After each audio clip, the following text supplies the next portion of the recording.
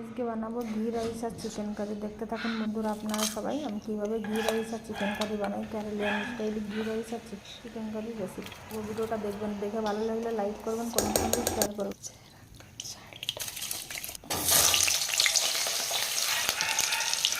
লাগবে না গো, খাই দিতে কষ্ট বাবারা কষ্ট